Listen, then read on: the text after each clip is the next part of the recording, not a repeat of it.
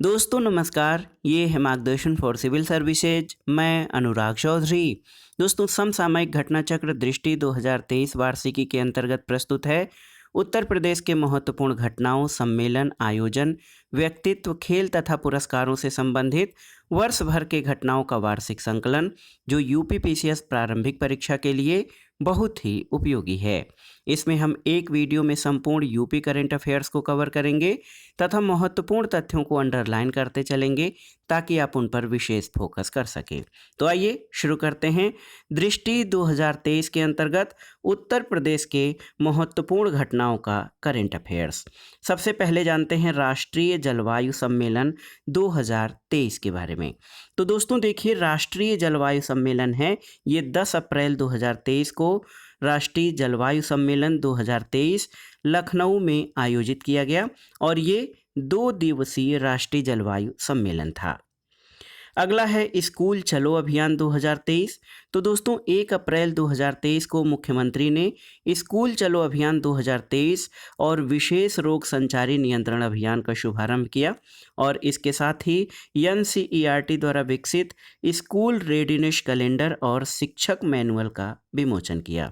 इसके अतिरिक्त मुख्यमंत्री ने मिशन शक्ति के अंतर्गत बालिकाओं को आत्मरक्षा के गुण सिखाने के लिए रानी लक्ष्मीबाई आत्मरक्षा प्रशिक्षण कार्यक्रम का शुभारंभ और आत्मरक्षा प्रशिक्षण मॉड्यूल का विमोचन किया। इसके अलावा आप जान लीजिए दोस्तों, प्रदेश में स्कूल चलो अभियान का शुभारंभ 1 जुलाई 2017 को किया गया था और इसका उद्देश्य उत्तर प्रदेश बेसिक शिक्षा परिषद के अधीन संचालित कक्षा 1 से 8 तक के विद्यार्थियों में छात्र छात्राओं के अधिकाधिक नामांकन को प्रोत्साहित करना है। तो याद रखिएगा, स्कूल चलो अभियान 2023 का शुभारंभ 1 अप्रैल 2023 को मुख्यमंत्री योगी आदित्यनाथ द्वारा किया गया है।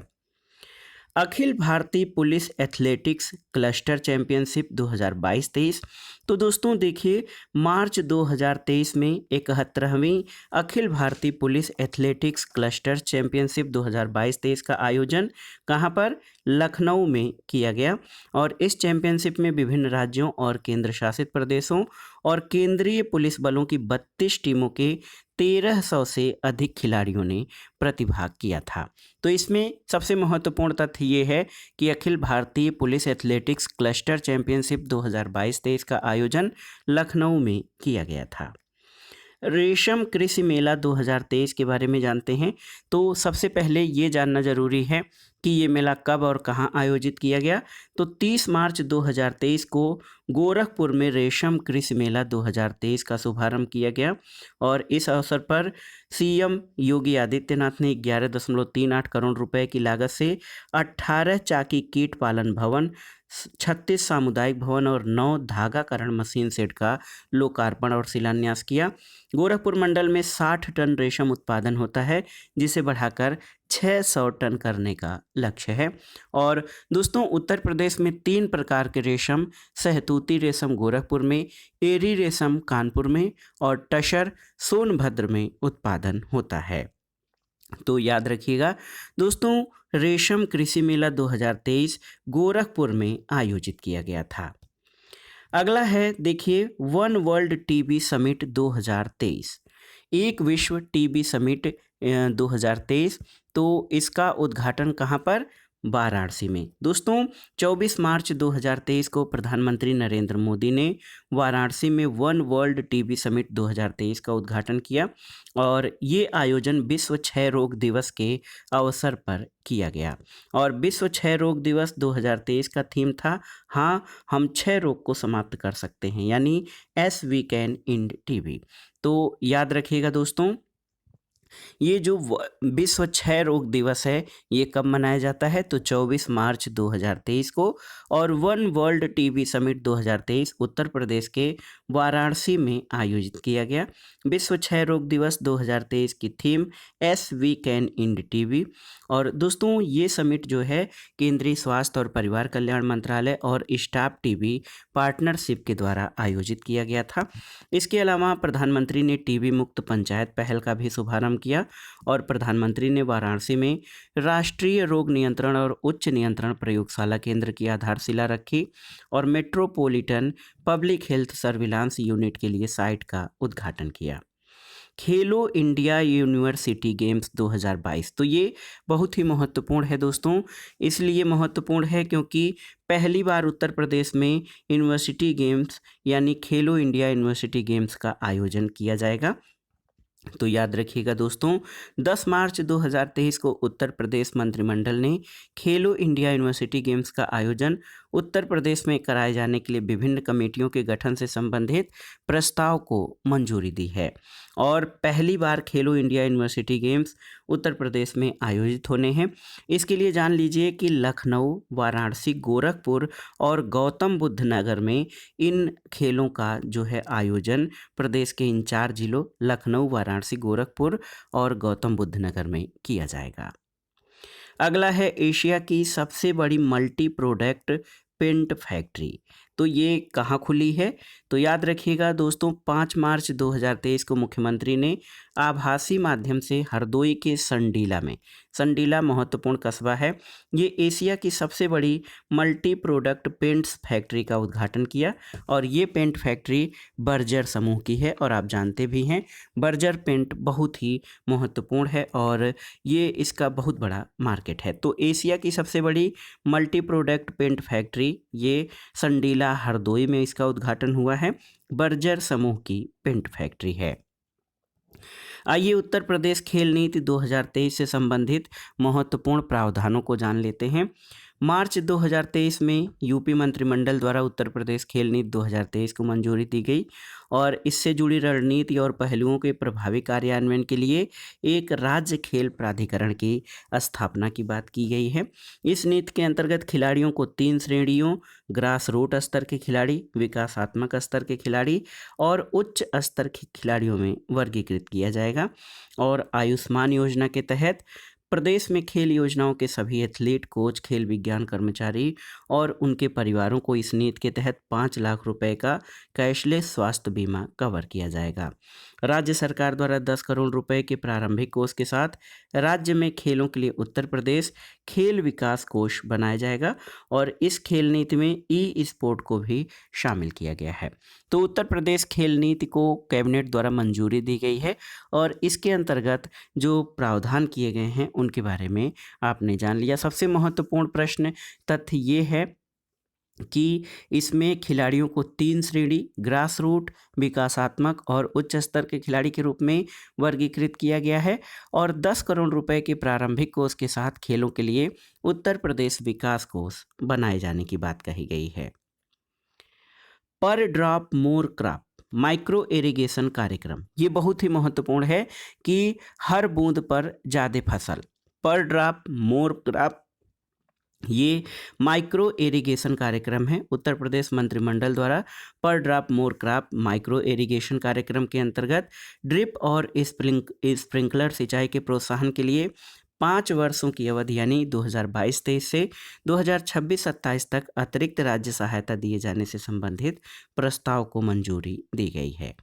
एक महत्वपूर्ण महोत्सव के बारे में जान लेते हैं, कालिंजर महोत्सव 2023। तो कालिंजर महोत्सव 17 फरवरी 2023 को मुख्यमंत्री योगी आदित्यनाथ ने बांदा जिले में कालिंजर महोत्सव 2023 का शुभारंभ किया और मुख्यमंत्री ने कालिंजर महोत्सव 2023 को राजकीय महोत्सव के रूप में मान्यता प्रदान करने की घोषणा की है।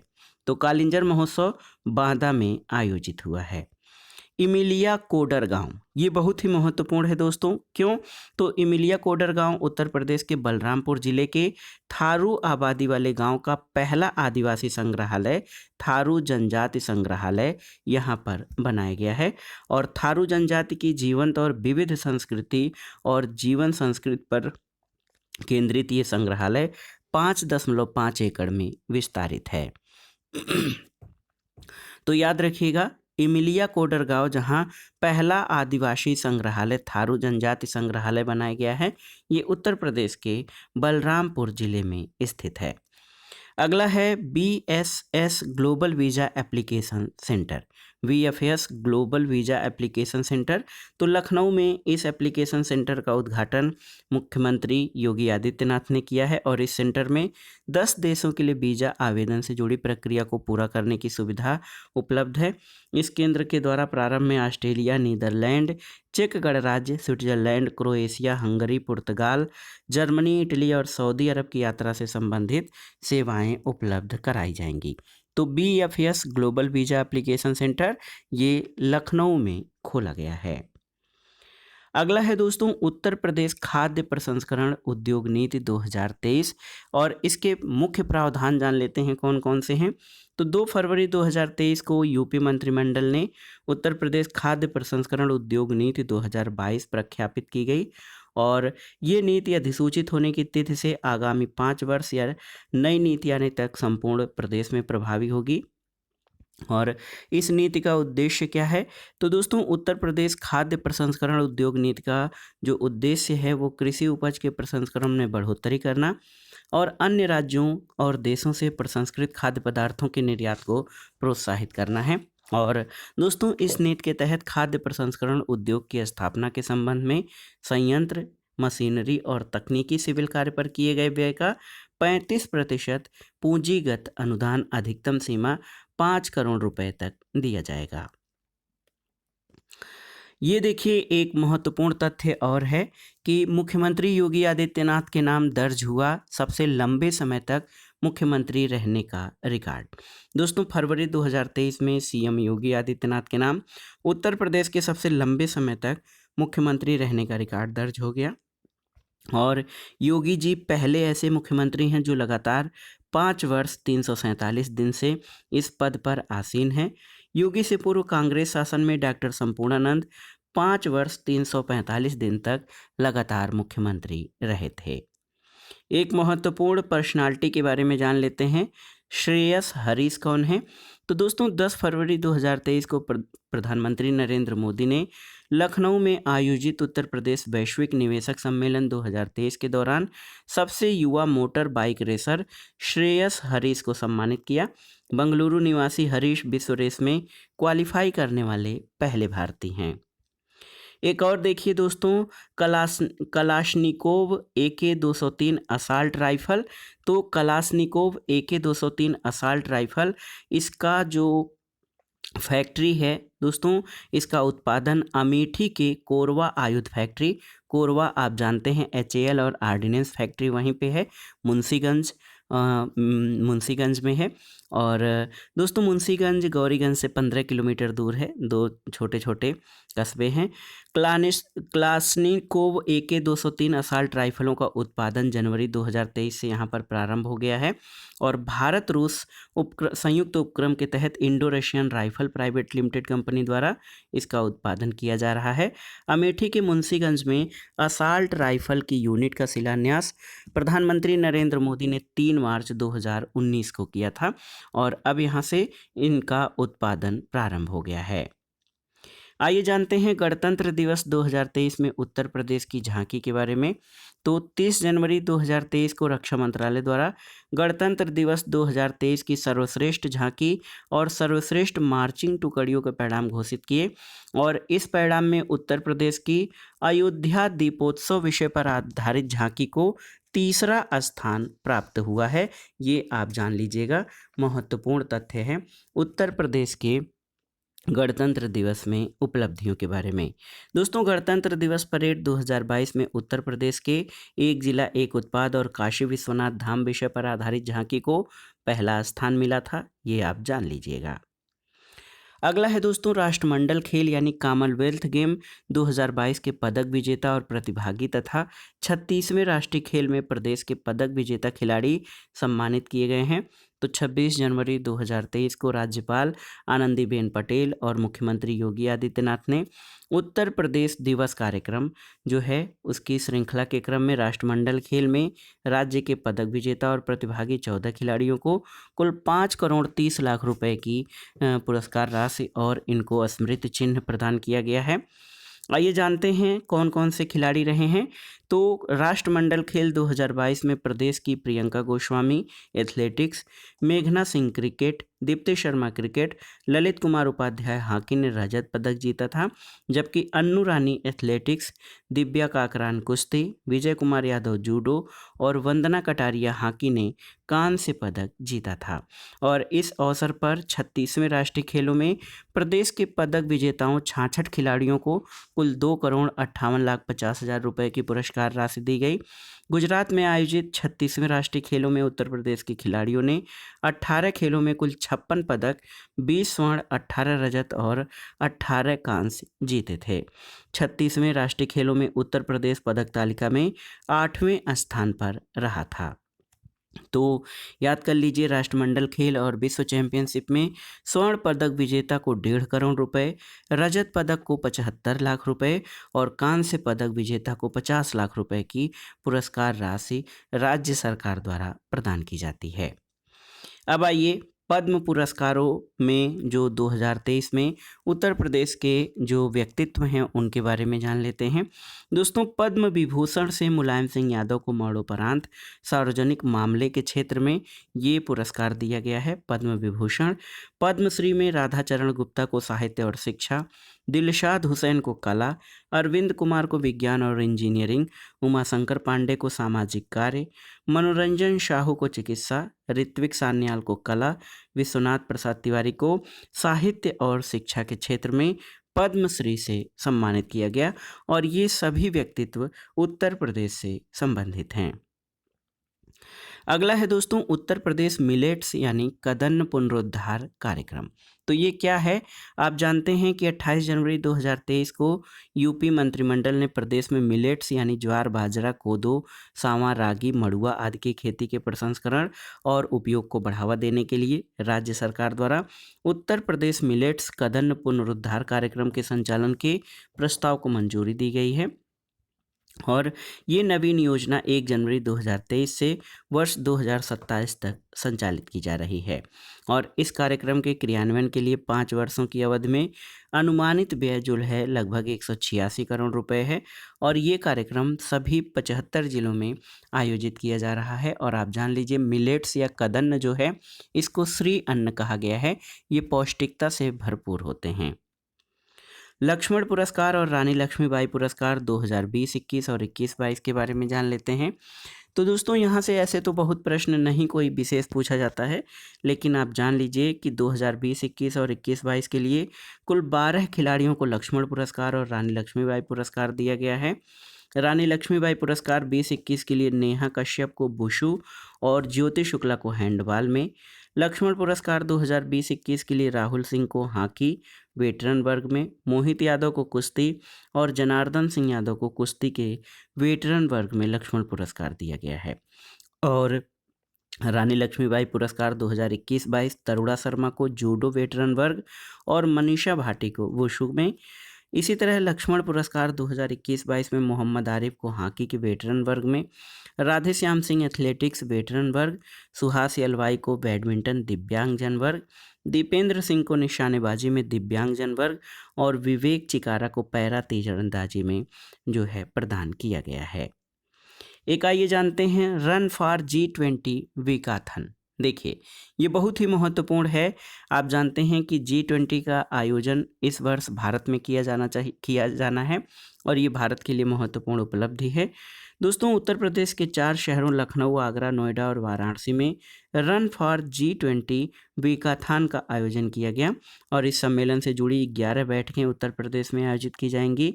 इन बैठकों का आयोजन लखनऊ, वाराणसी, आगरा और गौतम बुद्ध नगर में किया जाएगा। ये जिले याद कर लीजिएगा, लखनऊ, वाराणसी, आगरा और गौतम बुद्ध नगर। G20 से संबंधित कुल 11 बैठकें यूपी के इन 4 जिलों में आयोजित होंगी। अगला है दोस्तों आरोहिणी पहल प्रशिक्षण कार्यक्रम। तो ये क्या है दोस्तों? आरोहिणी पहल प्रशिक्षण कार्यक्रम ये कस्तूरबा गांधी बालिका विद्यालयों में लड़कियों की सुरक्षा के लिए ये शुरू किया गया है जनवरी 2023 से और इसका उद्देश्य लड़कियों को अपने अधिकारों के लिए आवाज़ उठाने में सक्षम बनाना है। ये 3 चरणों में लागू होगा। पहले चरणों में शिक्षकों को ट्रेनिंग दी जाएगी।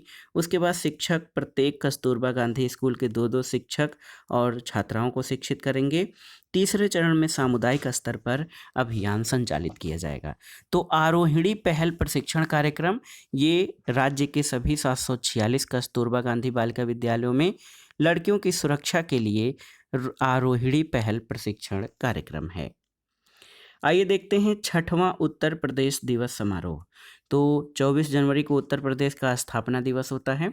राज्यपाल आनंदीबेन पटेल और सीएम योगी आदित्यनाथ ने उत्तर प्रदेश के 74वें स्थापना दिवस पर 6वें उत्तर प्रदेश दिवस का आयोजन लखनऊ में इसका शुभारंभ किया गया और इस वर्ष का मुख्य विषय निवेश और रोजगार था। इम्पॉर्टेंट है, याद कर लीजिए, इन्वेस्टमेंट एंड एम्प्लॉयमेंट।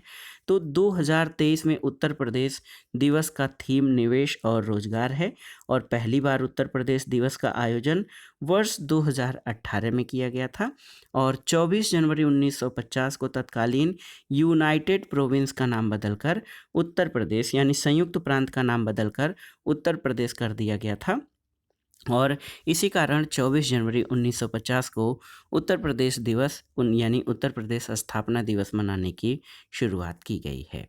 आइए सांसद खेल महाकुंभ 2022-23 के बारे में जान लेते हैं। दोस्तों देखिए, सांसद खेल महाकुंभ 18 जनवरी 2023 को पीएम नरेंद्र मोदी ने वीडियो कॉन्फ्रेंसिंग के माध्यम से इसके दूसरे चरण का उद्घाटन किया। सांसद खेल महाकुंभ का आयोजन बस्ती जिले के सांसद द्वारा वर्ष 2021 से किया जा रहा है और सांसद खेल महाकुंभ का समापन 28 जनवरी 2023 को हुआ और इसका पहला चरण 10 से 16 दिसंबर 2022 तक आयोजित हुआ था। आइए डिजिटल इंडिया अवार्ड्स 2022 के प्लेटिनम के बारे में जान लेते हैं। 7 जनवरी 2023 को सीएम योगी आदित्यनाथ को भूतत्व और खनिकर्म विभाग की सचिव डॉक्टर रोशन जैकब ने डिजिटल इंडिया अवार्ड्स के तहत प्रदेश के माइन मित्रा पोर्टल को प्रदान किया गया प्लेटिनम अवार्ड सौंपा और माइन मित्रा पोर्टल को digital initiative for the ease of doing business के अंतर्गत प्लेटिनम अवार्ड प्रदान किया गया है डिजिटल इंडिया अवार्ड्स के अंतर्गत। जिला जेल बुलंदशहर के बारे में जान लेते हैं। दोस्तों यूपी में स्थित इस जेल को भारतीय खाद्य सुरक्षा और मानक प्राधिकरण यानी FSSAI द्वारा कैदियों को दिए जाने वाले भोजन की गुणवत्ता के लिए ईट राइट कैंपस टैग के साथ 5 स्टार रेटिंग मिली है जिला जेल बुलंदशहर के भोजन को और यह जेल ये सम्मान पाने वाली उत्तर प्रदेश की दूसरी जेल है। सितंबर 2022 में फर्रुखाबाद जिले में स्थित फतेहगढ़ सेंट्रल जेल को 5 स्टार रेटिंग दी गई थी और अब जिला जेल बुलंदशहर को। आइए 6वीं एलीट महिला राष्ट्रीय मुक्केबाजी चैंपियनशिप 2022 के बारे में जानते हैं। तो 19 से 26 दिसंबर के मध्य इसका आयोजन तात्या टोपे स्टेडियम भोपाल में किया गया और उत्तर प्रदेश ने एलीट महिला राष्ट्रीय मुक्केबाजी चैंपियनशिप में कुल 3 पदक 3 कांस्य जीतकर 9वां स्थान हासिल किया था। क्षेत्रीय सांस्कृतिक केंद्र के बारे में जानते हैं। दोस्तों भारत सरकार ने प्रयागराज, पटियाला, नागपुर, उदयपुर, कोलकाता, दीमापुर और तंजावुर में क्षेत्रीय सांस्कृतिक केंद्र यानी जोनल कल्चरल सेंटर स्थापित किए हैं। तो याद रखिएगा ये जो है प्रयागराज में आयोजित किया गया है, एक यूपी में, और भारत सरकार द्वारा इस क्षेत्रीय सांस्कृतिक केंद्र की स्थापना हुई है। सानिया मिर्जा तो हाल में भारतीय वायुसेना में फाइटर पायलट बनने वाली देश की पहली मुस्लिम महिला सानिया मिर्जा हैं और ये मिर्ज़ापुर ज़िले की रहने वाली हैं। सानिया मिर्जा एक और हैं जो बहुत अच्छी टेनिस प्लेयर रही हैं। उत्तर प्रदेश के स्थानीय निकाय चुनाव में ओबीसी आरक्षण के लिए आयोग बना। तो उत्तर प्रदेश सरकार द्वारा इसका गठन 28 दिसंबर 2022 को किया गया। इम्पॉर्टेंट है कि अध्यक्षता इसकी कौन किया है, तो सेवानिवृत्त न्यायाधीश न्यायमूर्ति राम अवतार सिंह इस आयोग की अध्यक्षता करेंगे और इस आयोग के जो सदस्य थे उनमें चोभ सिंह वर्मा पूर्व IAS, महेंद्र कुमार पूर्व IAS, संतोष कुमार विश्वकर्मा पूर्व अपर विधि परामर्शी, ब्रजेश कुमार सोनी पूर्व अपर विधि परामर्शी और अपर जिला जज, और इसका कार्यकाल 6 माह का था। तो याद रखिएगा, जो उत्तर प्रदेश के स्थानीय निकाय चुनाव में ओबीसी आरक्षण के लिए जो आयोग बना था, उसके अध्यक्ष सेवानिवृत्त न्यायाधीश न्यायमूर्ति राम अवतार सिंह थे। दोस्तों देखिए, बहुत ही महत्वपूर्ण है, ई सुश्रुत अस्पताल प्रबंधन सूचना प्रणाली यानी HMIS, ये क्या है? तो ये यूपी के मुख्यमंत्री, उप मुख्यमंत्री ब्रजेश पाठक और चिकित्सा राज्य मंत्री मयंकेश्वर शरण सिंह द्वारा इसका शुभारंभ किया गया और ये पहल राज्य चिकित्सा शिक्षा विभाग द्वारा centre for development of advance computing के सहयोग से शुरू की गई है। बहुत ही महत्वपूर्ण है और इसके माध्यम से रोगी पंजीकरण, प्रवेश, डिस्चार्ज, एम्बुलेंस, भोजन, दवाएं वितरण और डॉक्टरों की उपलब्धता जैसी सुविधाएं ऑनलाइन रहेंगी। भारतीय ऐतिहासिक अभिलेख समिति के बारे में जानते हैं। तो भारतीय ऐतिहासिक अभिलेख समिति यानी IHRC के 63वां सत्र 18 से 19 दिसंबर 2022 को उत्तर प्रदेश राज्य अभिलेखागार लखनऊ में आयोजित हुआ और भारतीय ऐतिहासिक अभिलेख समिति की स्थापना 1919 में अभिलेखों के प्रबंधन और ऐतिहासिक अनुसंधान के लिए भारत सरकार को सलाह देने के लिए की गई थी। तो ये बहुत ही पुरानी समिति है, 1919 में इसका गठन हुआ था। एक उत्तर प्रदेश के मंत्रिमंडल ने एक नई उत्तर प्रदेश वेयर हाउसिंग और लॉजिस्टिक नीति 2022 को मंजूरी दी है।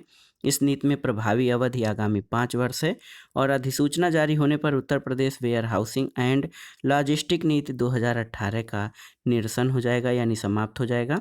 और इस नीति में 2022 की नीति का उद्देश्य सुदृढ़ परिवहन अवस्थापना नेटवर्क का सृजन, विद्यमान वेयर हाउसिंग और लॉजिस्टिक बुनियादी ढांचा का उन्नयन और लॉजिस्टिक सुविधाओं की स्थापना में निजी निवेश को आकर्षित करना है। देखिए, एक जिला एक खेल बहुत ही महत्वपूर्ण है। एक जिला एक खेल, तो ये क्या है? एक जिला एक खेल, आप जान लीजिए, एक जिला एक उत्पाद ODOP तो पहले से चल रहा है और ODOS यानी वन डिस्ट्रिक्ट वन स्पोर्ट दिसंबर 2022 में उत्तर प्रदेश में खेलों को बढ़ावा देने के लिए ODOS योजना शुरू की गई है और इसमें 10 जिलों के खेलों में बदलाव किया गया है। देखिए, मथुरा में जूडो के स्थान पर कुश्ती, बलिया, अंबेडकर नगर, कानपुर देहात में बैडमिंटन के स्थान पर एथलेटिक्स, ये फतेहपुर में, और श्रावस्ती में बैडमिंटन के स्थान पर kabaddi, one district one sport का जो है बदलाव हुआ है। झांसी में और झांसी, गोंडा, लखीमपुर खीरी में बैडमिंटन के स्थान पर हॉकी और बहराइच में बैडमिंटन के स्थान पर फुटबॉल जो है ये क्या है? वन डिस्ट्रिक्ट वन स्पोर्ट के अंतर्गत शामिल हैं। खेलों से संबंधित जिले कुश्ती से वाराणसी, गोरखपुर, चंदौली, बागपत, आजमगढ़, देवरिया, महाराजगंज, एथलेटिक्स से मैनपुरी, फिरोजाबाद, जौनपुर, भदोही, संभल, सीतापुर, कासगंज, उन्नाव, अयोध्या, कौशाम्बी, एटा, अमेठी, सिद्धार्थनगर, संत कबीर नगर, चित्रकूट, बस्ती, हमीरपुर, हापुड़, मेरठ, गाजीपुर, शामली, बलिया और मुजफ्फरनगर, ये सभी जिले एथलेटिक्स से संबंधित हैं। जबकि हॉकी के लिए दोस्तों प्रतापगढ़, मऊ, बरेली, लखनऊ, रायबरेली, हरदोई, फर्रुखाबाद, मुरादाबाद, बलरामपुर, इटावा और गाजियाबाद हैं। Table tennis Agra, Kanpur, badminton के लिए अलीगढ़ और गौतम बुद्ध नगर, वेट लिफ्टिंग के लिए आप जान लीजिए मिर्ज़ापुर और बिजनौर, बॉक्सिंग के लिए बुलंदशहर और कुशीनगर, तीरंदाजी के लिए सोनभद्र और ललितपुर, फुटबॉल हाथरस, तैराकी पीलीभीत, शूटिंग बांदा, कबड्डी कन्नौज और लान टेनिस प्रयागराज एक जिला एक खेल के अंतर्गत जो है शामिल हैं। एक और महत्वपूर्ण देखिए दोस्तों, 3 हवाई अड्डों के लिए DG यात्रा का शुभारंभ किया गया है और केंद्रीय नागरिक उड्डयन मंत्री ज्योतिरादित्य सिंधिया द्वारा इंदिरा गांधी अंतर्राष्ट्रीय हवाई अड्डा नई दिल्ली से इसका शुभारंभ 1 दिसंबर 2022 से किया गया है, DG यात्रा। और इन 3 हवाई अड्डों में नई दिल्ली, वाराणसी और बेंगलुरु हवाई अड्डा शामिल है, यूपी का वाराणसी। पहले चरण में DG यात्रा 7 हवाई अड्डों पर शुरू की जाएगी और इनमें से 3 पर शुरुआत हो चुकी है। 2023 तक इसे हैदराबाद, कोलकाता, पुणे और विजयवाड़ा हवाई अड्डे पर शुरू किया जाएगा। मातृ मृत्यु अनुपात के बारे में जान लेते हैं दोस्तों, ये भी बहुत ही महत्वपूर्ण है और केंद्रीय स्वास्थ्य परिवार कल्याण मंत्रालय द्वारा इसके आंकड़े जारी किए गए हैं और मैटरनल मोर्टेलिटी रेशियो में गिरावट दर्ज की गई है और इसमें यूपी को एम्पावर्ड एक्शन ग्रुप में शामिल किया गया है। उत्तर प्रदेश में मातृ मृत्यु दर अनुपात और मातृ मृत्यु दर के आंकड़े 2018 से 2020 में मातृ मृत्यु अनुपात 167 और मातृ मृत्यु दर 14.3 रहा है। ये दोनों आंकड़े याद कर लीजिएगा। एक महत्वपूर्ण दोस्तों 41वां रामायण मेला। तो रामायण आप जान लीजिए अयोध्या में इसका आयोजन किया जाना है। अयोध्या में 27 नवंबर 2022 को 41वें रामायण मेला का शुभारंभ किया गया। ये उत्तर प्रदेश सरकार और रामायण मेला समिति के सहयोग से प्रतिवर्ष इस मेले का आयोजन किया जाता है और रामायण मेला की शुरुआत 1982 में तत्कालीन मुख्यमंत्री श्रीपति मिश्र के द्वारा की गई थी। अब देखिए एक और इम्पॉर्टेंट क्वेश्चन है, प्रयागराज, आगरा और गाजियाबाद में पुलिस कमिश्नर आयुक्त प्रणाली शुरू की गई है 3 जिलों में अभी फिलहाल में। और आप जान लीजिए इसके पहले लखनऊ, गौतम बुद्ध नगर, कानपुर, वाराणसी, तो यहाँ पर पहले से भी था। अब टोटल कौन कौन से 7 जिले हो गए हैं जहाँ पर पुलिस कमिश्नरी प्रणाली लागू की गई है। दोस्तों उत्तर प्रदेश के ये 3 जिले प्रयागराज, गाजियाबाद और आगरा हैं। रमित शर्मा को प्रयागराज, प्रीतिंदर सिंह को आगरा और अजय कुमार मिश्रा को गाजियाबाद का पुलिस कमिश्नर नियुक्त किया गया है। इसके अलावा आगरा, गाजियाबाद और प्रयागराज की नगरीय जनसंख्या 10 लाख से अधिक होने के दृष्टिगत मंत्रिपरिषद ने इन तीनों जनपदों को मेट्रोपॉलिटन एरिया घोषित किए जाने के जो अधिसूचना है उस प्रस्ताव को स्वीकृति दी है। दोस्तों वर्तमान में उत्तर प्रदेश के जिन 7 जिलों में पुलिस आयुक्त प्रणाली है, लखनऊ 2020 में, गौतम बुद्ध नगर 2020 में, कानपुर 2021 में, वाराणसी 2021 में और अब गाजियाबाद, आगरा और प्रयागराज 2022 में यहाँ पर जो है पुलिस कमिश्नरी व्यवस्था लागू की गई है। मुख्यमंत्री बुनकर सौर ऊर्जा योजना, तो दोस्तों 25 नवंबर 2022 को यूपी कैबिनेट द्वारा इसको मंजूरी दी गई है। ये योजना लागू होने की तिथि से 5 वर्ष के लिए कार्यान्वित किया जाएगा और इसके लिए यूपी नेडा को कार्यदायी संस्था नामित किया गया है। इसके अंतर्गत सामान्य पावर लूम बुनकरों को सोलर प्लांट की कुल लागत का 50% शासकीय अनुदान दिया जाएगा। अनुसूचित जाति और जनजाति के पावर लूम बुनकरों को सोलर प्लांट की कुल लागत का 75% शासकीय अनुदान दिया जाएगा और इसमें कम से कम 10% महिला बुनकरों को सम्मानित किया जाएगा। अगला है यूनेस्को इंडिया अफ्रीका हैकथॉन। तो दोस्तों 22 नवंबर 2022 को मुख्यमंत्री योगी आदित्यनाथ ने इसका उद्घाटन किया है। बहुत ही महत्वपूर्ण है यूनेस्को इंडिया अफ्रीका हैकथॉन। तो 25 नवंबर 2022 को गौतम बुद्ध विश्वविद्यालय ग्रेटर नोएडा में इसका आयोजन किया गया, याद रखिएगा। और ये एक वार्षिक 36 घंटे का कार्यक्रम है जो छात्रों, शिक्षकों, अध्यापकों और भारत के अनुसंधान समुदाय और अफ्रीकी साझेदारों को एक मंच पर लाता है। तो ये कहाँ आयोजित किया गया? गौतम बुद्ध विश्वविद्यालय ग्रेटर नोएडा उत्तर प्रदेश में UNESCO India Africa hackathon. Kashi Tamil Sangamam, तो दोस्तों 17 नवंबर 2022 से 16 दिसंबर 2022 तक काशी तमिल संगमम का आयोजन कहाँ पर? वाराणसी में किया गया। इसका उद्घाटन पीएम मोदी ने किया और कार्यक्रम के दौरान प्रधानमंत्री नरेंद्र मोदी ने पुस्तक तिरुक्कुरल का 13 भाषाओं में इसके अनुवाद के साथ विमोचन किया। इसका आयोजन शिक्षा मंत्रालय द्वारा कई अन्य मंत्रालयों के सहयोग से किया गया था और आईआईटी मद्रास और बनारस हिंदू विश्वविद्यालय इस कार्यक्रम के लिए कार्यान्वयन एजेंसी शामिल थे।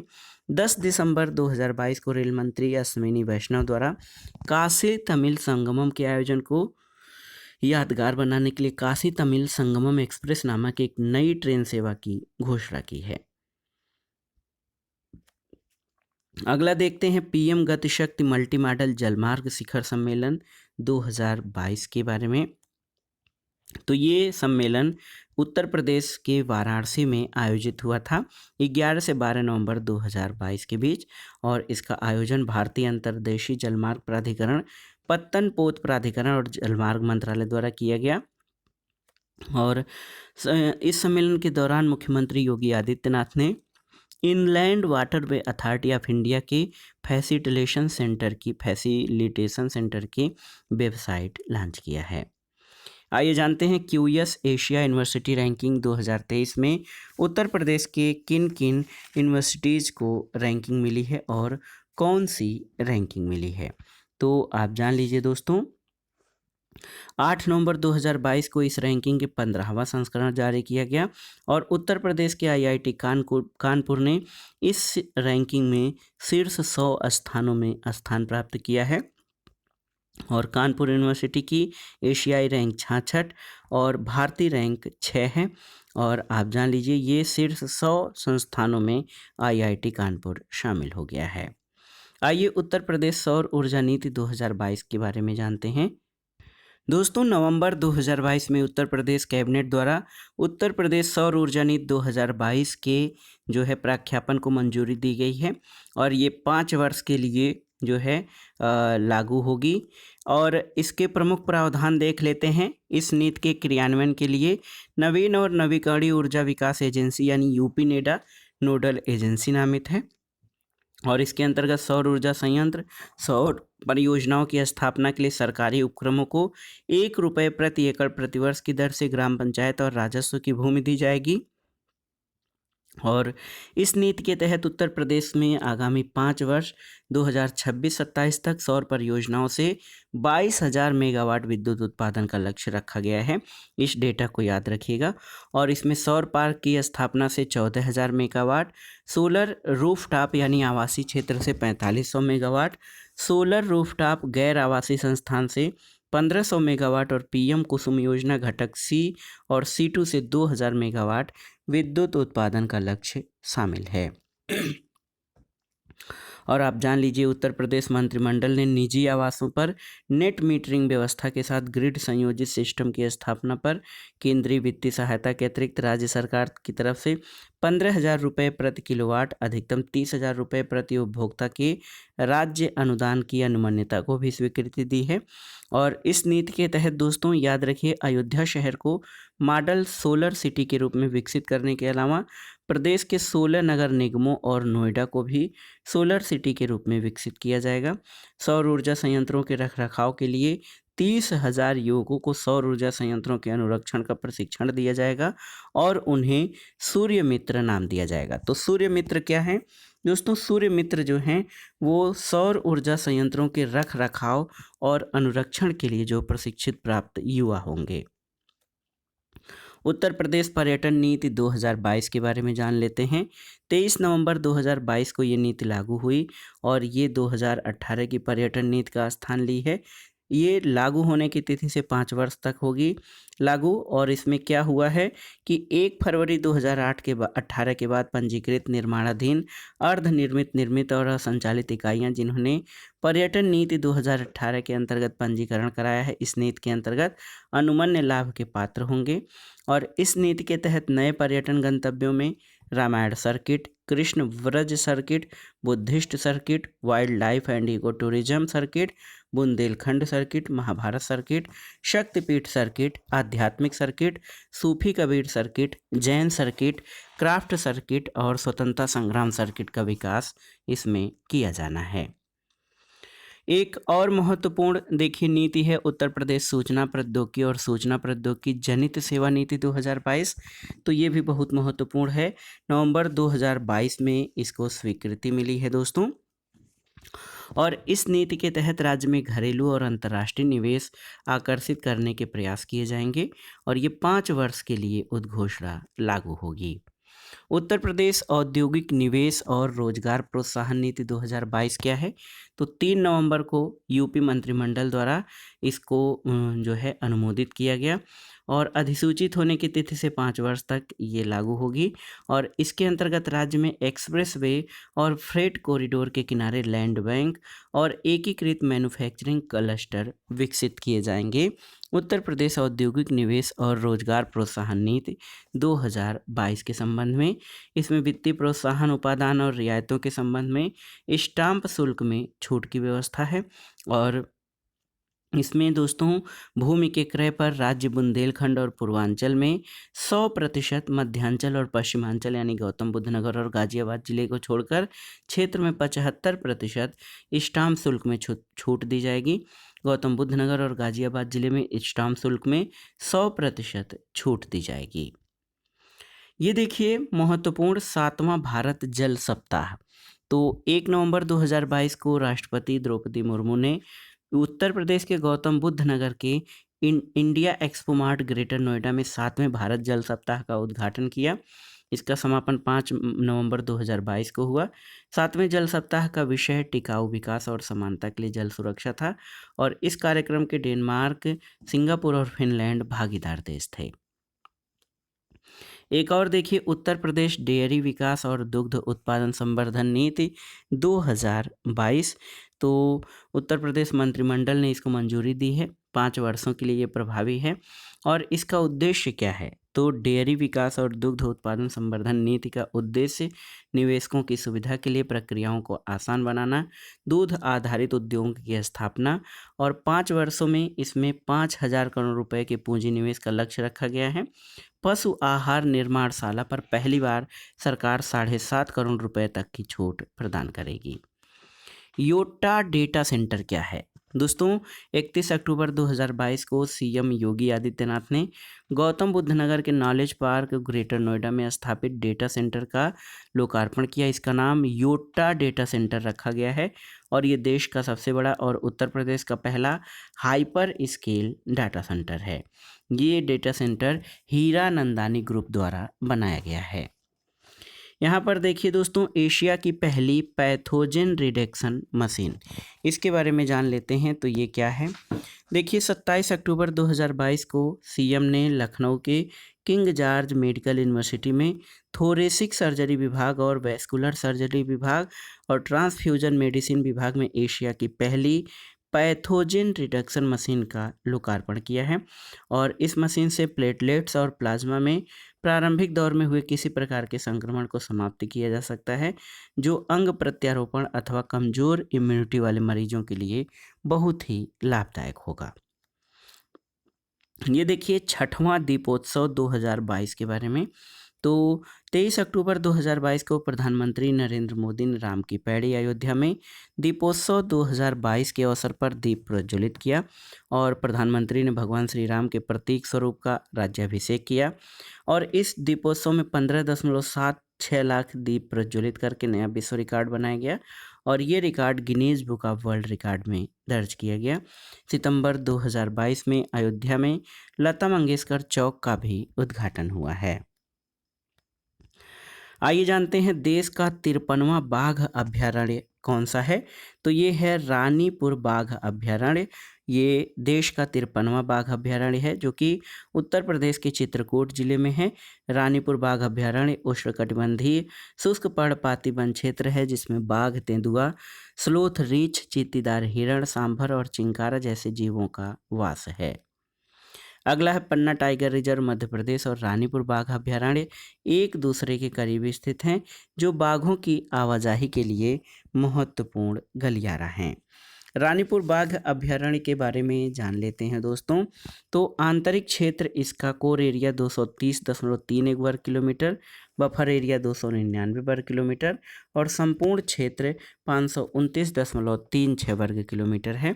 और उत्तर प्रदेश में जो बाघ अभ्यारण्य हैं उनके बारे में जानते हैं। पहला है दुधवा में 2010 में अधिसूचित हुआ था और इसका क्षेत्रफल 2201.77 वर्ग किलोमीटर। दूसरा अमनगढ़ क्षेत्र कार्बेट टाइगर रिजर्व 2012 में अधिसूचित किया गया था। तीसरा पीलीभीत टाइगर रिजर्व है 2014 में और इसका एरिया 730 वर्ग किलोमीटर। और अब नया रानीपुर टाइगर रिजर्व है जो कहाँ स्थित है, आप बताइए दोस्तों। रानीपुर टाइगर रिजर्व जो है कहाँ पर स्थित है? और ये 53वां टाइगर रिजर्व दोस्तों चित्रकूट जनपद में स्थित है। आइए जानते हैं यूफीलेक्स 2022 क्या है। यूफीलेक्स 2022। तो ये 12वां उत्तर प्रदेश डाक टिकट प्रदर्शनी यूफीलेक्स 2022, इसका उद्घाटन सीएम ने किया और इसका विषय है भारत की समृद्ध संस्कृति और विकास में उत्तर प्रदेश का योगदान। सर सैयद उत्कृष्टता पुरस्कार। तो दोस्तों अलीगढ़ मुस्लिम विश्वविद्यालय द्वारा प्रसिद्ध अमेरिकी इतिहासकार प्रोफेसर बारबरा मेटकाफ को अक्टूबर 2022 में सर सैयद उत्कृष्टता पुरस्कार 2022 दिया गया है। Public affair index 2022। तो दोस्तों सूचकांक ये जो है 14 अक्टूबर 2022 को जारी किया गया था, 7वां संस्करण, और इसमें उत्तर प्रदेश को बड़े राज्यों की श्रेणी के तहत शामिल किया गया है। इस सूचकांक में उत्तर प्रदेश ने गत वर्ष की तुलना में अपनी रैंक में सुधार करते हुए 0.5201 के समग्र स्कोर के साथ 12वां रैंक हासिल किया है। और आप जान लीजिए PAI 2021 में इसे अंतिम 18वां स्थान प्राप्त हुआ था। 3 विषयों के तहत उत्तर प्रदेश का प्रदर्शन, तो आर्थिक न्याय में 11वीं रैंक, राजनैतिक न्याय में 5वीं और सामाजिक न्याय में 13वीं रैंक है और समग्र इसकी 12वीं रैंक है। अगला है दोस्तों लीड्स 2022। ये क्या है? तो लीड्स 2022 ये केंद्रीय वाणिज्य और उद्योग मंत्रालय की लीड्स 2022 सर्वेक्षण रिपोर्ट है और इसका 4था संस्करण जारी किया गया है। उत्तर प्रदेश को स्थल रुद्ध राज्य में वर्गीकृत किया गया है और उत्तर प्रदेश को अचीवर्स ग्रेड में समूहबद्ध किया गया है। एक बहुत ही महत्वपूर्ण दोस्तों उत्तर प्रदेश इलेक्ट्रिक व्हीकल जो पॉलिसी 2022 है उसके बारे में जानते हैं। तो 13 अक्टूबर 2022 को दोस्तों आप जान लीजिए कि उत्तर प्रदेश राज्य मंत्रिमंडल ने नई electric vehicle manufacturing and mobility policy 2022 को मंजूरी दी है। इसका उद्देश्य प्रदेश को इलेक्ट्रिक वाहनों को अपनाने और देश के अग्रणी राज्य में स्थापित करना है। ये नीति अधिसूचना की तिथि से 5 वर्षों के लिए प्रभावी होगी और ये 3 डायमेंशनल प्रोत्साहन व्यवस्था प्रदान करती है जिसमें निर्माता, उपभोक्ता और बैटरी से संबंधित सुविधाएं प्रदान करने वाले सेवा प्रदाता शामिल हैं। दोस्तों अधिसूचना की तिथि से पहले 3 वर्षों के दौरान उत्तर प्रदेश में खरीदे गए और पंजीकृत सभी श्रेणियों के इलेक्ट्रिक वाहनों पर 100% रोड टैक्स और पंजीकरण शुल्क से छूट प्रदान की जाएगी और उत्तर प्रदेश निर्मित किसी भी इलेक्ट्रिक वाहन की खरीद और पंजीकरण पर रोड टैक्स और पंजीकरण शुल्क में 100% की छूट चौथे और 5वें वर्ष भी जारी रहेगी। और ये नीति पहले 2 लाख दोपहिया, पहले 50,000 तिपहिया और पहले 25,000 चौपहिया इलेक्ट्रिक वाहनों की खरीद पर सब्सिडी प्रदान करती है। इसके तहत प्रति दोपहिया इलेक्ट्रिक वाहन की खरीद पर फैक्ट्री लागत का 15% जो अधिकतम 5,000 रुपये हो सकता है सब्सिडी प्रदान की जाएगी और 3 पहिया वाहन इलेक्ट्रिक वाहन की खरीद पर लगभग 12,000 रुपये तक की छूट दी जाएगी। प्रति चौपहिया इलेक्ट्रिक वाहन की खरीद पर 1 लाख रुपए तक की छूट और ये नीति राज्य में पहली 400 निजी इलेक्ट्रिक बसों की खरीद पर भी सब्सिडी का प्रावधान करती है। ये सब्सिडी प्रति निजी इलेक्ट्रिक बस की खरीद पर अधिकतम 20 लाख रुपए की सीमा इस पर प्रदान की जाएगी। दोस्तों इस नीति के तहत सरकारी कर्मचारियों का अग्रिम पेशकश के द्वारा इलेक्ट्रिक वाहन खरीद के लिए प्रोत्साहित किया जाएगा। राज्य में पहले 2000 चार्जिंग सुविधा केंद्र करने वाले प्रदाताओं को प्रति परियोजना अधिकतम 10 लाख रुपए तक की सब्सिडी प्रदान करने का लक्ष्य है और प्रथम 1000 स्वैपिंग स्टेशनों की सुविधा विकसित करने वाले सेवा प्रदाताओं को प्रति स्वैपिंग स्टेशन पर 5 लाख रुपए तक की पूंजी सब्सिडी देने का प्रावधान है। दोस्तों प्रथम 5 मेगा इलेक्ट्रिक व्हीकल परियोजनाओं और प्रथम 5 मेगा बैटरी परियोजनाओं को उनके अर्ह स्थिर पूंजी निवेश के 20% की दर से सब्सिडी प्रदान की जाएगी जो प्रति परियोजना अधिकतम 500 करोड़ रुपए होगी। उत्तर प्रदेश वस्त्र और परिधान नीति के बारे में जान लेते हैं। उत्तर प्रदेश वस्त्र और परिधान नीति ये 13 अक्टूबर 2022 को इसको मंजूरी मिली है, 5 वर्षों के लिए है और उत्तर प्रदेश वस्त्र और परिधान नीति 2022 का उद्देश्य वैश्विक स्तर के परिधान निर्माण केंद्र के रूप में यूपी को स्थापित करना है और इसमें वस्त्र और परिधान इकाइयों को प्लांट और मशीनरी की खरीद पर किए गए निवेश पर 25% पूंजीगत सब्सिडी मिलेगी और ये सब्सिडी की अधिकतम सीमा 100 करोड़ रुपए प्रति यूनिट है। उत्तर प्रदेश राज्य जैव ऊर्जा नीति 2022 जारी हुई है और 5 वर्षों के लिए इस नीति के तहत कंप्रेस्ड बायोगैस उत्पादन पर 75 लाख रुपए प्रति टन की दर से अधिकतम 20 करोड़ रुपए तक की सब्सिडी दी जाएगी। मर्यादा मूर्ति क्या है? तो 12 अक्टूबर 2022 को सीएम योगी आदित्यनाथ ने अयोध्या में श्री यदुगिरी यतिराज मठ में स्वामी रामानुजाचार्य की प्रतिमा स्टैचू ऑफ डिग्निटी मर्यादा मूर्ति का अनावरण किया है। मुलायम सिंह यादव के बारे में जान लेते हैं। तो दोस्तों, उत्तर प्रदेश के मुख्यमंत्री और समाजवादी पार्टी के संस्थापक 10 अक्टूबर 2022 को इनका निधन हुआ। वर्तमान में वो मैनपुरी से लोकसभा सदस्य थे और 7 बार लोकसभा के लिए चुने गए। 1992 में उन्होंने समाजवादी पार्टी की स्थापना की। वो 3 बार 1989 से 1991, 1993 से 95 और 2003 से 2007 तक उत्तर प्रदेश के मुख्यमंत्री रहे थे। 1996 से 98 के मध्य वो तत्कालीन प्रधानमंत्री एच.डी. देवगौड़ा और आई.के. गुजराल की कैबिनेट में रक्षा मंत्री थे और 2012 में इंटरनेशनल ज्यूरिस्ट अवार्ड से सम्मानित भी किया गया था। 36वें राष्ट्रीय खेल 2022 के बारे में जान लेते हैं कि इसका आयोजन कहाँ किया जाएगा। दोस्तों, 29 सितंबर से 12 अक्टूबर 2022 के मध्य 36वें राष्ट्रीय खेल में उत्तर प्रदेश ने कुल 56 स्वर्ण पदक जीते, 20 स्वर्ण पदक, 18 कांस्य, 18 रजत, इसके साथ 8वां स्थान। उत्तर प्रदेश के राम बाबू ने 35 किलोमीटर पैदल चाल में नया राष्ट्रीय रिकॉर्ड बनाया। राम बाबू ने 2 घंटे 36 मिनट और 34 सेकंड में पैदल चाल पूरा करके ये रिकॉर्ड कायम किया। मेरठ की पारुल चौधरी 2 स्वर्ण पदक, एथलेटिक्स की 5000 मीटर और 3000 मीटर स्टीपल चेज जीतने में सफल रहीं और उत्तर प्रदेश ने सर्वाधिक पदक दोस्तों एथलेटिक्स की स्पर्धाओं में जीते हैं, 9 स्वर्ण सहित कुल 16 पदक। आइए देखते हैं भारतीय सड़क कांग्रेस का 81वां वार्षिक अधिवेशन कहाँ हुआ। तो ये 8 से 11 अक्टूबर 2022 के मध्य इंदिरा गांधी प्रतिष्ठान गोमती नगर लखनऊ में भारतीय सड़क कांग्रेस का 81वां वार्षिक अधिवेशन आयोजित हुआ था। मिशन निरामया, तो उत्तर प्रदेश के मुख्यमंत्री सीएम योगी आदित्यनाथ द्वारा एसजीपीजीआई लखनऊ के कन्वेंशन सेंटर में इस मिशन का शुभारंभ किया गया 8 अक्टूबर 2022 को और राज्य की स्वास्थ्य प्रणाली को मजबूत करने और पैरामेडिकल शिक्षा की गुणवत्ता में बदलाव लाने के लिए ये मिशन शुरू किया गया है।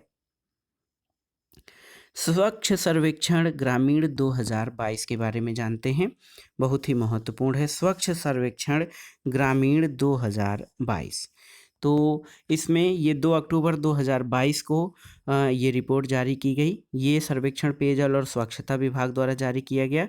मोबाइल ऐप और वेब पोर्टल के माध्यम से सर्वाधिक भागीदारी वाला राज्य उत्तर प्रदेश है। मोबाइल ऐप और वेब पोर्टल के माध्यम से सर्वाधिक भागीदारी वाला जिला इसमें कानपुर देहात है। देश भर के 33 राज्यों और केंद्र शासित प्रदेशों की समग्र रैंकिंग में उत्तर प्रदेश को 18वां स्थान दिया गया है। और स्वच्छ सर्वेक्षण शहरी 2022 में दोस्तों 1 से 10 लाख जनसंख्या श्रेणी में नोएडा को 5वां स्थान और 10 लाख से अधिक जनसंख्या श्रेणी में शीर्ष 20 शहरों में उत्तर प्रदेश के 4 शहर, गाजियाबाद को 12वां स्थान, मेरठ को 15वां, प्रयागराज को 16वां और लखनऊ को 17वां स्थान मिला है। इस श्रेणी में वाराणसी का 21वां, आगरा का 23वां और कानपुर का 29वां नंबर है। गंगा नगरों की 1 लाख से कम जनसंख्या श्रेणी में प्रदेश के कुल 13 नगर शामिल हैं, जिसमें बिजनौर और कन्नौज को पहला और दूसरा स्थान दिया गया है, जबकि गंगा नगरों की 1 लाख से अधिक जनसंख्या की श्रेणी में प्रदेश के कुल 7 नगर शामिल हैं, जिसमें वाराणसी और प्रयागराज को क्रमशः दूसरा और चौथा स्थान मिला है। शीर्ष 20 स्वच्छ छावनी यानी क्लीनेस्ट कंटोनमेंट में प्रदेश की 3 छावनी, जिसमें वाराणसी छावनी 15वां, शाहजहांपुर छावनी 16वां और मथुरा छावनी को 17वां स्थान मिला है। दोस्तों, 100 शहरी स्थानीय निकायों से अधिक की श्रेणी वाले राज्यों में उत्तर प्रदेश का 10वां स्थान है, जबकि स्वच्छ सर्वेक्षण 2021 में इस श्रेणी में इसे 6वां स्थान मिला था। प्रेरक दौड़ सम्मान के तहत गोल्ड यानी अनुपम श्रेणी में उत्तर प्रदेश के गौतम बुद्ध नगर को शामिल किया गया है, जबकि सिल्वर या उज्ज्वल श्रेणी में प्रदेश के 2 शहरों जैसे मथुरा और अमरोहा यानी गजरौला को शामिल किया गया है। कचरा मुक्त शहरों की स्टार रेटिंग प्रोटोकॉल के तहत गाजियाबाद और लखनऊ को 3 स्टार शहरों के रूप में प्रमाणित किया गया है, जबकि मेरठ और शाहजहांपुर को 1 स्टार प्रमाण पत्र दिया गया है। आइए भारत पर्यटन सांख्यिकी 2022 के बारे में जान लेते हैं। महत्वपूर्ण है भारत पर्यटन सांख्यिकी। दोस्तों, सितंबर 2022 को विश्व पर्यटन दिवस के अवसर पर 27 सितंबर को भारत के उपराष्ट्रपति जगदीप धनखड़ ने भारत पर्यटन सांख्यिकी रिपोर्ट जारी की। और उत्तर प्रदेश, दोस्तों, इस रिपोर्ट के अनुसार घरेलू पर्यटकों के लिए 2021 में 5 सर्वाधिक पसंदीदा स्थलों में ताजमहल और आगरा का किला शामिल हैं। विदेशी पर्यटकों के लिए 5 सर्वाधिक पसंदीदा शहरों में उत्तर प्रदेश में ताजमहल और आगरा का किला। 2021 में उत्तर प्रदेश में 4.24% विदेशी पर्यटक आए और 2021 में उत्तर प्रदेश में 16.19% घरेलू पर्यटक आए थे।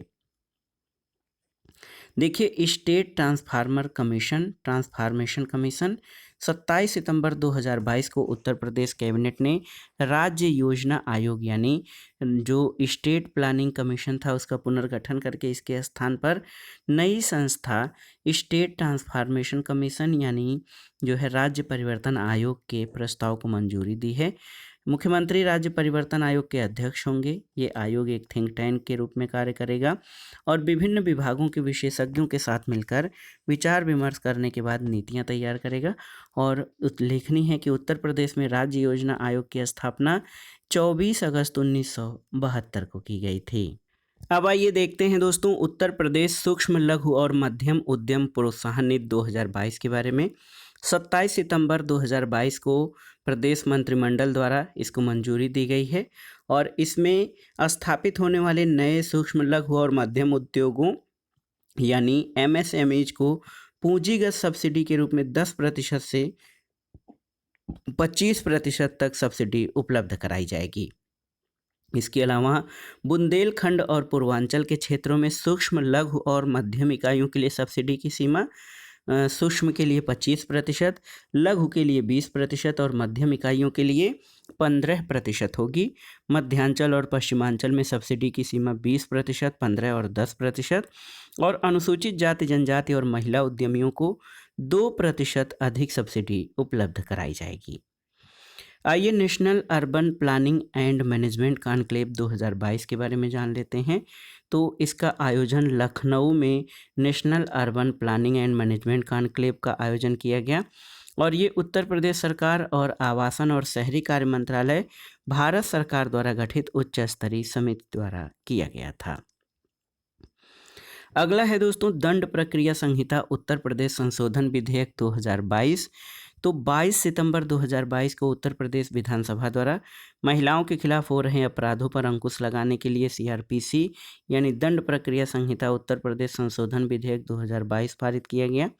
विधेयक में किए गए प्रावधान के तहत अब बलात्कार यानी रेप के आरोपियों को जमानत नहीं मिलेगी और इसके तहत न केवल बलात्कार बल्कि यौन अपराध, बदसलूकी और यौन अपशब्द के मामलों में भी अग्रिम जमानत नहीं मिल सकेगी। नमूना पंजीकरण प्रणाली सांख्यिकी रिपोर्ट 2020 के बारे में जानते हैं। दोस्तों 22 सितंबर 2022 को रजिस्ट्रार जनरल ऑफ इंडिया यानी RGI द्वारा नमूना पंजीकरण प्रणाली सांख्यिकी रिपोर्ट जारी की गई। उत्तर प्रदेश में अशोधित जन्म दर जो है जिसको क्रूड बर्थ रेट कहते हैं कुल 25.1, ग्रामीण क्षेत्रों में 26.1 और शहरी क्षेत्रों में 22.1 दर्ज की गई। इसके अतिरिक्त राज्य में राष्ट्रीय स्तर पर अशोधित मृत्यु दर की कुल 6.5 दर्ज की गई है। राज्य में 5 वर्ष से कम उम्र के शिशुओं की मृत्यु दर में कुल 43 अंक, पुरुषों के 43, महिलाओं का 44 दर्ज किया गया और राज्य में जन्म के समय लिंगानुपात रेट 905 दर्ज किया गया है। ये महत्वपूर्ण है। राष्ट्रीय पोषण माह 2022 के बारे में जानते हैं। तो 16 सितंबर 2022 को CM योगी आदित्यनाथ ने राष्ट्रीय पोषण माह 2022 का शुभारंभ किया और इस अवसर पर मुख्यमंत्री ने 501 आंगनवाड़ी केंद्रों का लोकार्पण किया और 199 आंगनवाड़ी केंद्रों का शिलान्यास किया। आंगनबाड़ी केंद्रों के सहयोगात्मक पर्यवेक्षण के लिए सहयोग मोबाइल ऐप और 3 से 6 वर्ष के बच्चों के लिए ECCE आधारित बाल पिटारा मोबाइल ऐप लॉन्च किया है और मुख्यमंत्री ने आकांक्षात्मक जिलों में 6 वर्ष की आयु के बच्चों के लिए दूरभाष पर गतिविधियों पर आधारित सीखने सिखाने की प्रणाली दुलार कार्यक्रम की शुरुआत की है। आइए जानते हैं उत्तर प्रदेश का पहला तैरता सोलर संयंत्र कौन सा है। तो ये औरैया ज़िले के दिव्यापुर में एनटीपीसी द्वारा स्थापित 20 मेगावाट का तैरता सोलर संयंत्र है और इससे एनटीपीसी औरैया संयंत्र की कुल क्षमता बढ़कर 704 मेगावाट हो गई है। तो उत्तर प्रदेश का पहला फ्लोटिंग सोलर संयंत्र औरैया के दिव्यापुर में एनटीपीसी द्वारा स्थापित किया गया है। आईडीएफ वर्ल्ड डेयरी समिट 2022 तो 12 से 15 सितंबर 2022 के बीच गौतम बुद्ध नगर जिले में एक्सपो मार्ट में आईडीएफ वर्ल्ड डेयरी समिट का आयोजन हुआ। उद्घाटन प्रधानमंत्री मोदी के द्वारा। भारत में 48 वर्ष के बाद ये समिट आयोजित हुई है और IDF world dairy summit 2022 dairy for nutrition and livelihood के विषय पर आधारित था। 75वीं सीनियर नेशनल एक्वेटिक्स चैंपियनशिप 2022 के बारे में जानते हैं। तो 6 से 10 सितंबर 2022 के बीच इसका आयोजन गुवाहाटी असम में किया गया और उत्तर प्रदेश से पदक तालिका में कुल 4 पदक, 1 स्वर्ण, 1 रजत और 2 कांस्य पदक प्राप्त करके 9वां स्थान इसमें हासिल किया है। चुनार लॉजिस्टिक पार्क तो 5 सितंबर 2022 को केंद्रीय मंत्री अनुप्रिया पटेल ने चुनार मिर्ज़ापुर में इस लॉजिस्टिक पार्क की आधारशिला रखी और इसके तहत प्रारंभ में लगभग 400 कंटेनरों की सुविधा विकसित की जाएगी और सामान के भंडारण और संचालन के लिए 2000 वर्ग मीटर के गोदाम बनाए जाएंगे। राष्ट्रीय शिक्षक पुरस्कार 2022 तो 5 सितंबर को शिक्षा दिवस है। राष्ट्रपति द्रौपदी मुर्मू ने शिक्षक दिवस के अवसर पर देवरिया जिले के शिक्षक खुर्शीद अहमद को राष्ट्रीय शिक्षक पुरस्कार 2022 से सम्मानित किया गया और इस वर्ष देश भर के 46 शिक्षकों को राष्ट्रीय शिक्षक पुरस्कार के लिए चुना गया है, जिनमें से उत्तर प्रदेश के देवरिया जनपद के एकमात्र शिक्षक खुर्शीद अहमद शामिल थे। भारत भूषण अग्रवाल पुरस्कार 2022 तो अगस्त 2022 में रजा फाउंडेशन ने प्रयागराज उत्तर प्रदेश के लेखक सौम्य मालवीय को भारत भूषण अग्रवाल पुरस्कार 2022 प्रदान किया गया और उन्हें ये पुरस्कार उनके कविता संग्रह घर एक नामुमकिन जगह है के लिए दिया गया है। तो याद रखिएगा, भारत भूषण अग्रवाल इलाहाबाद के लेखक सौम्य मालवीय को प्रदान किया गया है उनके कविता संग्रह घर एक नामुमकिन जगह है के लिए। रवि किशन शुक्ला तो दोस्तों 30 अगस्त 2022 को स्वास्थ्य और परिवार कल्याण भारत सरकार ने अभिनेता रवि किशन शुक्ला को राष्ट्रीय क्षय रोग उन्मूलन कार्यक्रम का ब्रांड एम्बेसडर नियुक्त किया है। रवि किशन वर्तमान में गोरखपुर से लोकसभा सांसद हैं। एनएमसीजी उत्तर प्रदेश और जल निगम और वाईपीएल के मध्य समझौता हुआ है। तो राष्ट्रीय स्वच्छ गंगा मिशन, उत्तर प्रदेश जल निगम और विश्वराज एनवायरमेंट प्राइवेट लिमिटेड के मध्य हाइब्रिड इम्यूनिटी मोड आधारित आगरा के लिए 582.84 करोड़ रुपए की लागत राशि से सीवेज ट्रीटमेंट प्लांट के विकास के लिए त्रिपक्षीय रियायत समझौता हस्ताक्षरित हुआ है। एक देखिए दोस्तों, उत्तर प्रदेश रक्षा और एयरो स्पेस इकाई और रोजगार प्रोत्साहन नीति 2018 में संशोधन हुआ है। 16 अगस्त 2022 को यूपी मंत्रिमंडल द्वारा संशोधन संबंधी ये प्रस्ताव अनुमोदित हुआ है। इसमें डिफेंस पैकेजिंग यानी रक्षा उद्योग के लिए एक महत्वपूर्ण क्षेत्र को शामिल करने के लिए संशोधन किया गया है। उत्तर प्रदेश इको टूरिज्म विकास बोर्ड कहाँ पर है?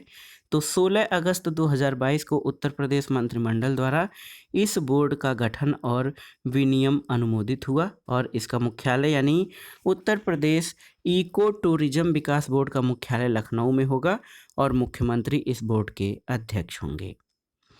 कुकरेल नाइट सफारी पार्क तो आप जान लीजिए 16 अगस्त 2022 को उत्तर प्रदेश मंत्रिमंडल द्वारा लखनऊ में स्थित कुकरेल वन क्षेत्र में नाइट सफारी पार्क की स्थापना को मंजूरी दी है और 2027.4 हेक्टेयर क्षेत्र में विस्तारित कुकरेल वन क्षेत्र में 350 एकड़ में नाइट सफारी की स्थापना की जाएगी और 150 एकड़ क्षेत्र में प्राणी उद्यान बनाया जाएगा। पर्सनालिटीज़ में आइए जानते हैं। रूपल चौधरी तो ये उत्तर प्रदेश की एथलीट हैं।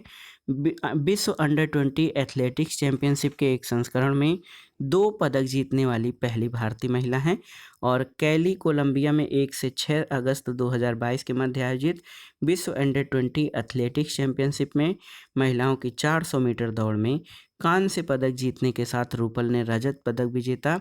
भारत के 4x400 मीटर मिश्रित रिले टीम के भी ये सदस्य थीं।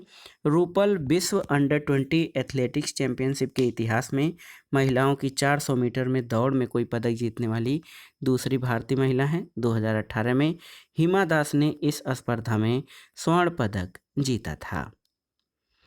एक देखिए Indo Israel centre for excellence, तो ये कहाँ खोला जा रहा है?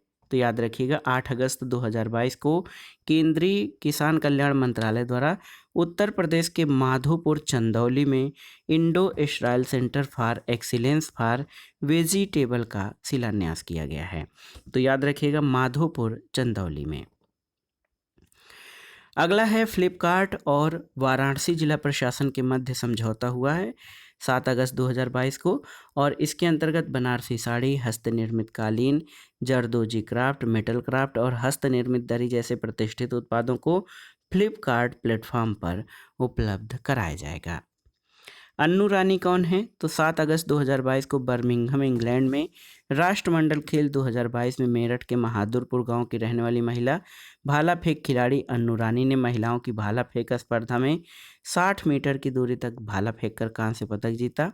अन्नू रानी कांस्य पदक जीतकर राष्ट्रमंडल खेलों में भाला फेंक स्पर्धा में ये उपलब्धि हासिल करने वाली देश की पहली खिलाड़ी बन गई हैं।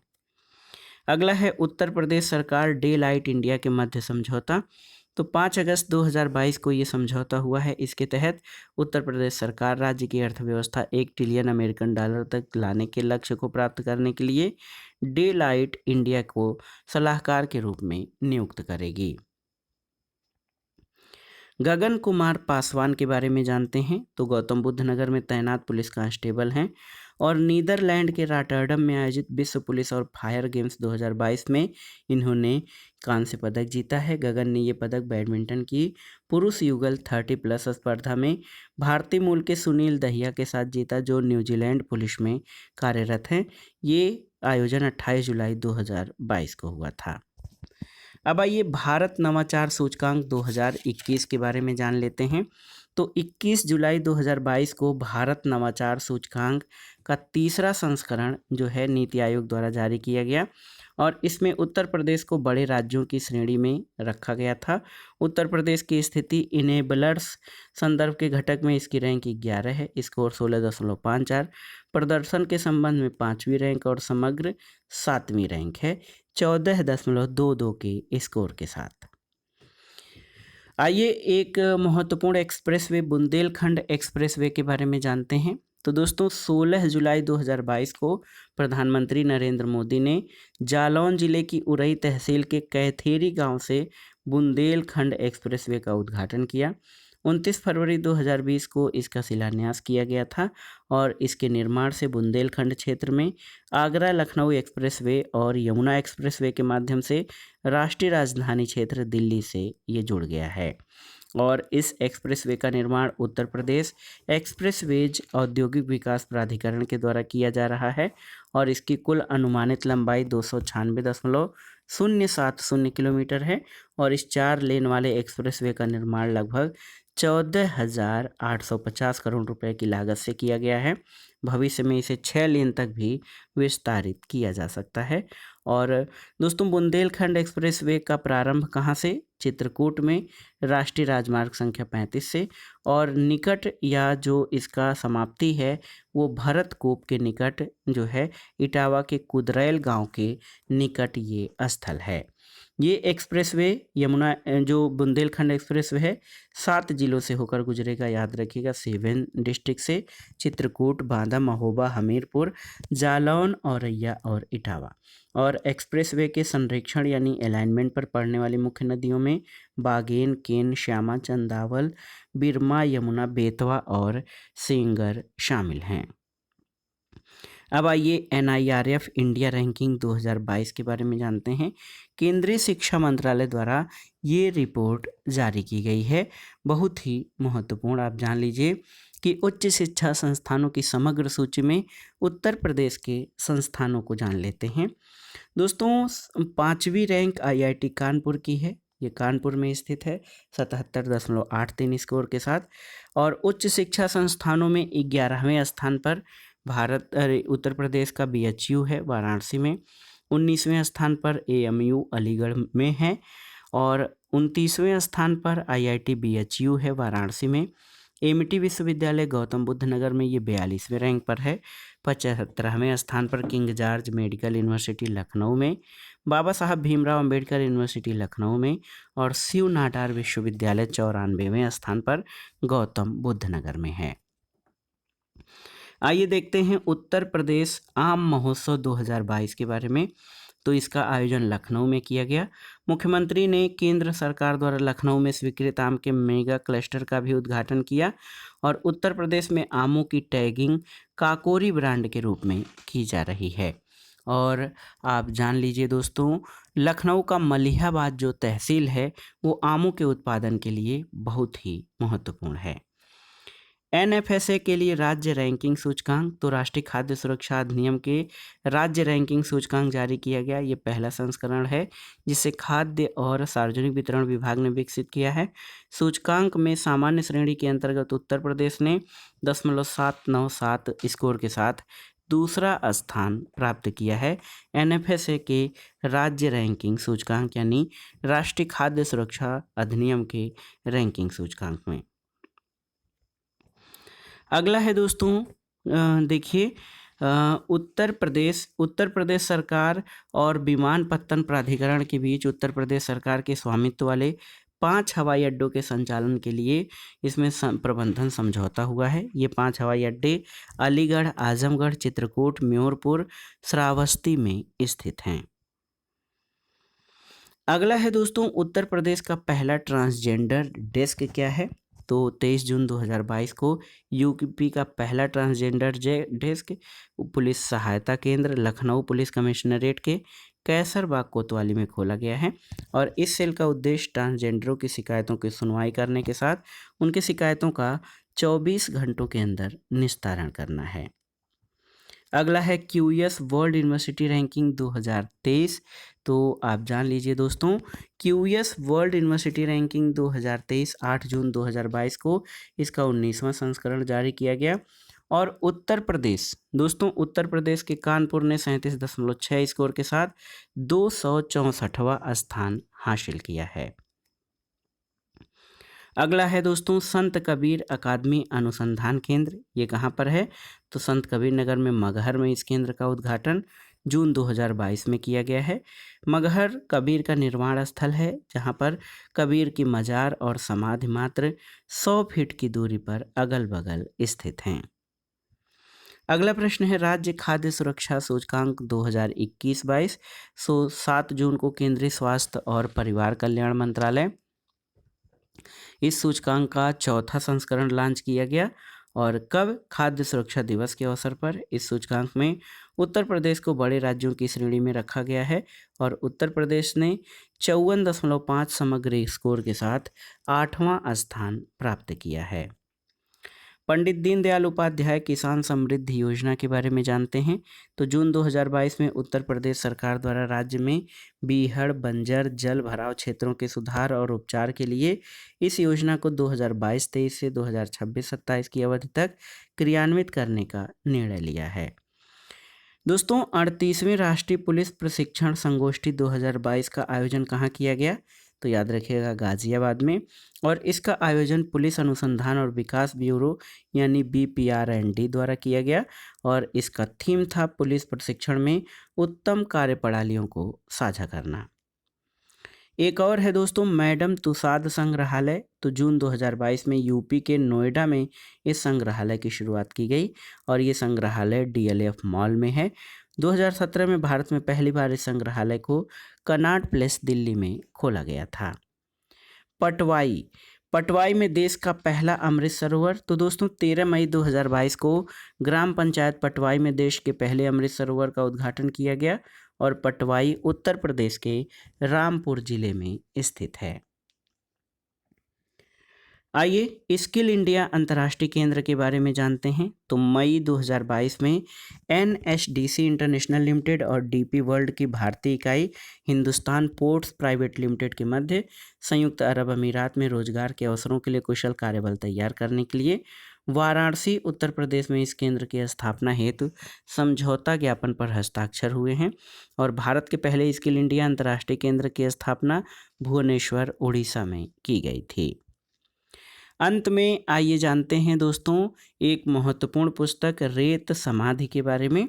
तो देखिए मई 2022 में रेत समाधि के अनुवादित उपन्यास टॉम्ब ऑफ सैंड को इंटरनेशनल बुकर पुरस्कार 2022 से सम्मानित किया गया है। Tomb of Sand Geetanjali Shree जो कि मैनपुरी की रहने वाली हैं उनके द्वारा लिखित उपन्यास रेत समाधि का अंग्रेजी अनुवाद है और रेत समाधि का अंग्रेजी अनुवाद डेजी रॉकवेल के द्वारा किया गया है।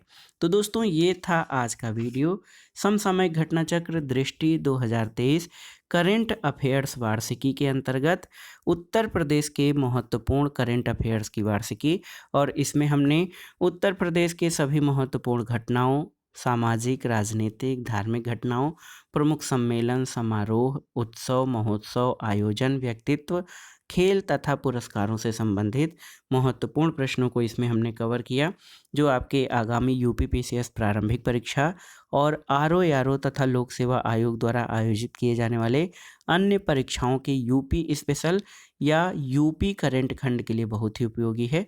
आप इन प्रश्नों को तैयार कर लीजिएगा। दोस्तों वीडियो आपको कैसा लगा हमें कमेंट बॉक्स में ज़रूर बताइएगा। वीडियो को लाइक करें शेयर करें और इस चैनल मार्गदर्शन फॉर सिविल सर्विसेज को सब्सक्राइब करें। वीडियो देखने के लिए धन्यवाद दोस्तों। नमस्कार।